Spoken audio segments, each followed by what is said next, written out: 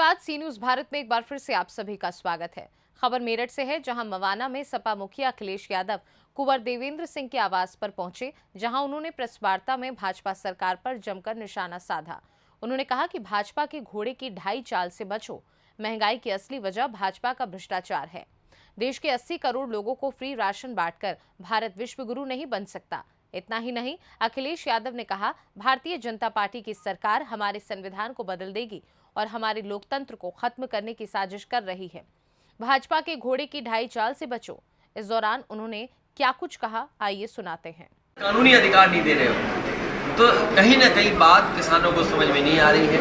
किसान इसीलिए भारतीय जनता पार्टी को हमेशा हमेशा के लिए निपटाएगा। जयंत चौधरी की जाने से TV9 से, और जैसे कि आपने किसानों की भी बात की, जयंत चौधरी जी ने आपका साथ छोड़ के दूसरी पार्टी कर ली है और वो कह रहे हैं कि MSP पे कानून आएगा और कुछ ना कुछ अच्छा किसानों के लिए किया जाएगा। पश्चिमी उत्तर प्रदेश किसान बेल्ट कही जाती है, किसानों के मेन मुद्दे यहीं से उठते हैं और यहीं से आगे परवान चढ़ते हुए देखे हैं।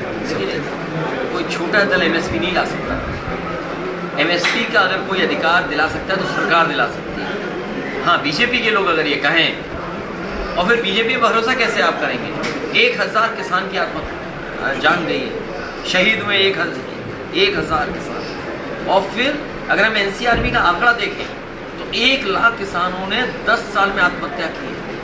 इसका जवाब क्या है बीजेपी के पास और बीजेपी के नए नए सहयोगी दलों का? हम तो ये कहेंगे कि बीजेपी की घोड़े की ढाई चाल में पूरा दल फंस गया। अखिलेश जी, जयंत चौधरी के जाने से समाजवादी पार्टी को कितना बड़ा नुकसान और बीजेपी को कितना फायदा? क्या फायदा क्या नुकसान? किसान जानता है कि वोट कहाँ करना है और नौजवान जानता है। आप सोचिए, फायदा नुकसान। 60 लाख बच्चों की परीक्षा छूटी। मैं इसी मुजफ्फरनगर में आया तो मेरठ के पास के बच्चे मुझे मिले थे। उनके हाथ में तख्ती थी कि परीक्षा कैंसिल हो, paper leak cancel. Paper leak जो हुआ उसकी परीक्षा दोबारा हो। इस तरीके से जो पेपर लीक हुए हैं, 60 लाख बच्चे प्रभावित हुए। अगर हम 60 लाख के केवल ये मान लें, उनके परिवार के माँ बाप इस सरकार के खिलाफ मतदान करेंगे।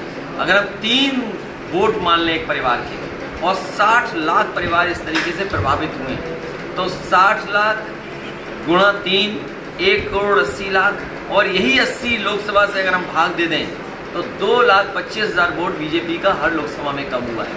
इसकी भरपाई कहाँ से कर लेंगे? क्या इसकी भरपाई के लिए ये तमाम जो जोड़ लिए हैं, क्या भरपाई कर लेंगे पूरी? आपका एक ज्ञान है,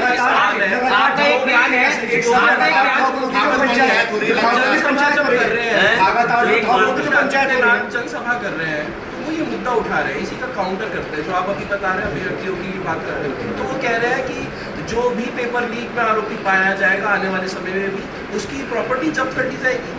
तो बीजेपी की सरकार है हरियाणा में, हरियाणा की सरकार की प्रॉपर्टी जब्त कर लो। पेपर लीक तो हरियाणा में हुआ है ना, तो हरियाणा की सरकार की क्या जब्त कर लेगी प्रॉपर्टी यूपी की सरकार? आपका एक प्यार और सच्चाई ये है, यूपी में सरकार बीजेपी की, हरियाणा में सरकार बीजेपी की। पेपर न लीक हो उसकी जिम्मेदारी बीजेपी की, और जो पेपर लीक में पकड़े जा रहे हैं वो सब बीजेपी के। तो सरकार की नीयत नहीं नौकरी देने की। वो नौकरी इसलिए नहीं दे रहे हैं कि उन्हें आरक्षण देना पड़ेगा। इसलिए PDA की लड़ाई बड़ी है। जनगणना हो, PDA की बात हो, PDA को हक अधिकार सम्मान मिले, शायद ये लड़ाई बड़ी है। एक सवाल पश्चिम उत्तर प्रदेश की अगर हम बात करें तो पश्चिम उत्तर प्रदेश में आप देख रहे हैं कि पिछली बार 14 में से 7 सीटें बीजेपी नहीं जीत पाई। पूरा फोकस है प्रधानमंत्री, गृह मंत्री, तमाम अपनी पूरी नेता दलबल के साथ यहाँ पर आ रहे हैं। आपको लग रहा है कि इस बार जो चक्रव्यूह रचा गया है कि भाई 7 की 7 सीटें 14 में जो हार गए थे, क्या आपको लग रहा है कि वो जीत पाएंगे या माहौल उससे अलग है पिछली बार से? पिछली बार से बहुत अलग माहौल है। बीजेपी के लीडर्स के स्टेटमेंट देख लीजिए आप, उनकी भाषा देख लीजिए। वो इसीलिए कि अपने वोट को वो बांधना चाहते हैं। जो दलों को तोड़ रहे हैं या दलों पे हाथ रख रहे हैं पीछे से, वो इसीलिए कि वो अपने वोट को कैसे संभालें। उन्हीं का वोट तो नाराज है, उन्हीं का वोट तो उनके खिलाफ वोट डालने जा रहा है। अखिलेश जी, अभी आपने वो समीकरण ऐसे बने हैं कि बीजेपी के पास उसकी कोई तोड़ नहीं है। अखिलेश आपका ये बयान था, समाज का जो जिसे मैं आगे बढ़ाता हूँ वही धोखा दे रहा है, जिसे मैं आगे बढ़ा रहा हूँ वही धोखा दे रहा है। देखिए आप नहीं, वो बयान तो मैंने दिया था और आप बेहतर समझते होंगे, समाजवादियों ने बहुत जोड़ा लोगों को, हम लोग जोड़ने का काम हमेशा करते हैं। अखिलेश क्षत्रिय आंदोलन में लगातार पंचायत क्षत्रिय आंदोलन जो हो रहा है उस पर क्या क्षत्रिय आंदोलन को किस नजरिए से देखिए? मुझे खुशी है इस बात की कि क्षत्रिय समाज के लोग मान सम्मान को लेकर के आगे बढ़ गए हैं और क्षत्रिय लोग जब जब ठान लेते हैं अपने मान सम्मान की, और उनका सबसे बड़ा सम्मान पगड़ी का है। गुजरात में देखा हम लोगों ने एक बहुत प्रतिष्ठित सम्मानित क्षत्रिय समाज के नेता, गुजरात में उनकी किस तरीके से पगड़ी उनके सर से हटा दी गई, उनका अपमान हुआ। और ये अपमान कोई गलती से नहीं हुआ, ये जानबूझ करके भारतीय जनता पार्टी की सरकार में उनका अपमान करने का काम हुआ है। पूरा गुजरात का क्षत्रिय भारतीय जनता पार्टी के खिलाफ खड़ा है, राजस्थान का खड़ा हो गया। और ये जो आपके यहाँ से हवा चली है पश्चिम से, जो पश्चिम की हवा चलेगी वो पूरब तक जाएगी। देखते हैं बीजेपी वाले मोदी जी ने कितना संभालते हैं, लेकिन हमें पता है छत्तीस समाज के लोगों के बारे में। अखिलेश जी एक सवाल, एक बार अखिलेश जी, डिम्पल यादव जी का एक पीछे नहीं हटते। अखिलेश जी, डिम्पल यादव जी का एक बयान है कि वो बीजेपी सरकार में महिला सुरक्षित नहीं है, ये बात तो सही कह रही है, इसमें क्या गलत कह रही है? लेकिन महिलाएं तो कह रही मोदी जी ने बयान दिया है। ये हमारा नया है पत्रकार साथी है। नए नहीं है जब बहुत पुराने हैं। अगर अखिलेश जी। काम करो, तुम्हारे मोबाइल में पैकेज होगा, पैक हमको दे रहे हैं आटा और डेटा फ्री, आटा और डाटा। आटा और डाटा इसलिए क्योंकि आटा तो चाहिए, ये क्या खाना दे रहे हैं 80 करोड़ लोगों को, कुछ नहीं है गरीबों का खाना। हमने कहा कि पौष्टिक और बाज़ार में जिस तरीके से बेहतर पैकेज आटा आ रहा है उसके बराबर हम लोग गरीबों को आटा देंगे पौष्टिक, और साथ में डाटा फ्री देंगे। आज गांव में गूगल करके या तमाम ऐसे प्लेटफॉर्म है उन पर रख करके लोग जो चाहे वो मंगा लेते हैं सामान। और अभी बिल गेट्स आए थे तो उन्होंने डिजिटल डिवाइड पे बहुत सारी जानकारी प्रधानमंत्री जी को दी। अब मुझे नहीं पता प्रधानमंत्री जी को समझ में आया होगा नहीं समझ में आया होगा, क्योंकि जब वो इंडिया को इंडी बोल रहे हैं तो सोचो डिजिटल डिवाइड कैसे समझेंगे। तो इसलिए हमारे पत्रकार साथी आप गूगल करें और उसमें देखें कि सबसे ज़्यादा असुरक्षित महिलाएं अगर कहीं हैं तो उत्तर प्रदेश में। किसी भी मुख्यमंत्री आवास में या मुख्यमंत्री के घर पर जाकर के किसी लड़की ने न्याय के लिए आत्मदाह नहीं किया हो। इस सरकार में आत्मदाह किया, किसान को तहसील में जाके आत्मदाह करना, और एक नहीं, दो नहीं, तीन नहीं, कई खबरें हैं। धन्यवाद देता हूँ कि जब मैं आदर्श जी से मिलने आया हूँ, उनके परिवार, उनके परिवार के सभी सदस्यों से मैं मिला हूँ, तो आपसे भी मुलाकात हुई। राजनीति में जहाँ जनसभाएँ करके आया हूँ, और इस समय लोग चाहते हैं ज़्यादा से ज़्यादा वोट मिल जाए, ज़्यादा से ज़्यादा समर्थन मिल जाए, और जब परिवार का समर्थन मिले तो मैं समझता हूँ इससे बड़ा समर्थन और क्या हो सकता है। जिस दौर में हम लोग राजनीति करना है, तो विशेष परिस्थितियों का चुनाव है। एक तरफ तो बीजेपी जो ये बात कह रही है कि 400 पार, जो आकलन उनका है वो 400 पार का है, तो फिर इतनी घबराहट क्यों? क्या वजह है कि 400 पार जब हो रही हैं तो आप विपक्ष के नेताओं पे झूठे मुकदमे लगा रहे हैं?